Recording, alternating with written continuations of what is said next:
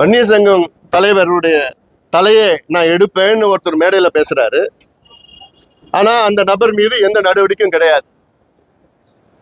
அவர் எந்த சங்கத்துல வேணா இருக்கட்டும், யார் வேணா இருக்கட்டும், எந்த அமைப்புல வேணா இருக்கட்டும், ஒரு நபர் மேடையில மைக்ல நான் இன்னொருத்தர் கொலை செய்யப்பேன், தலை எடுப்பேன்னு ஒருத்தர் பேசுறாரு.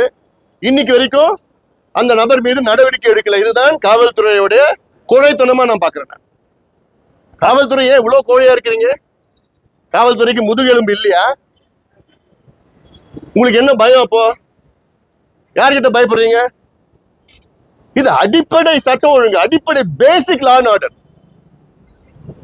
ஒருத்தன் மிரட்டுறான், தலையெடுப்பன்னு மிரட்டுறானா, இந்நேரம் அவனை ஜெயில பிடிச்சி போட்டு குண்டர் சட்டத்தில் அடைக்கணும். அப்போ இந்த நிலை தான் தொடர்ந்து 6000 கொலைகள் சொல்லியிருக்கேன். பயமே இல்லை. ஆம்ஸ்ட்ராங் கொலையில இருந்து, அரசியல் கொலையில இருந்து எல்லாம் கொலையும் நடக்கும். எல்லாம் இன்னைக்கு பார்த்தா மருத்துவமனையில வந்துடுச்சு. இப்ப மருத்துவர்களுக்கு பாதுகாப்பு இல்லை. மருத்துவர்களுக்கு பாதுகாப்பு வேண்டும்.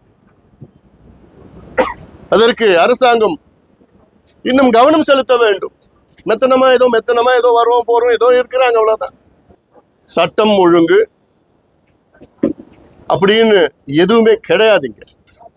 முதலமைச்சர் கீழ் இயங்கி கொண்டிருக்கின்ற காவல்துறை எதை பற்றியும் அவங்களுக்கு கவலை இல்லை.